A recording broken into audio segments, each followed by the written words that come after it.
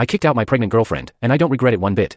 My name is Jason, and I never imagined my life would turn out like this. I was with my girlfriend Rebecca for 2 years. We weren't perfect, but I loved her more than anything. When we found out she was pregnant, I was overwhelmed with joy. We cried together, hugged each other, and talked about our future, what kind of parents we'd be, how we'd raise our child, and the small house we'd one day buy. I was ready to be a dad. After that, my life revolved around Rebecca. I worked 70 hours a week just to make sure she had everything she needed, food, comfort, maternity care, you name it. I paid all the bills, cleaned the house, cooked, and still made time to look after her. But the more I did, the colder she became. At first, I thought it was just pregnancy hormones, the stress, the pain, the mood swings. I tried to stay patient and understanding. But as months passed, Rebecca grew more disrespectful. She would snap at me over the smallest things, criticize everything I did, and even start fights out of nowhere. My friends and family noticed too. They told me she was treating me badly, that I needed to set boundaries. But I ignored everyone. I loved her, and I believed once the baby came, everything would fall into place. Then came the night everything changed. Rebecca was 27 weeks pregnant when we got into a heated argument. I can't even remember what started it, but things got intense quickly. I said something about how she'd been distant lately, and she exploded. And in that moment of anger, she screamed something that shattered me completely. "You're not even the father of this baby." I froze. I asked her what she meant. I was confused, angry, and hurt.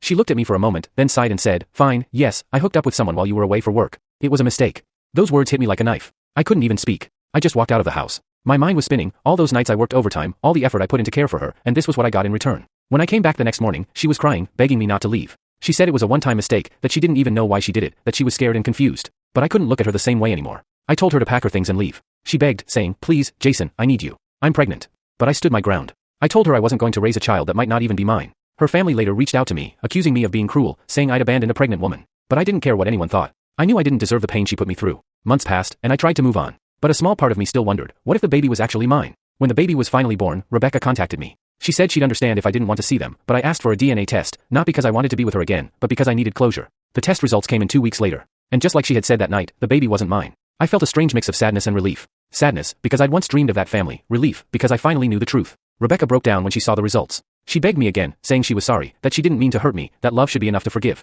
But I was done. I told her that I wished her well, but I wouldn't be part of her life or her child's. Now, months later, Rebecca is raising her baby alone. She doesn't even know who the father is. Her family still blames me, but my conscience is clear. I did everything I could, more than I should have. Sometimes, I think about what could have been. But every time I remember the betrayal, I know I made the right decision. Because no matter how painful it was, walking away saved me. And that's why I kicked out my pregnant girlfriend, and I don't regret it.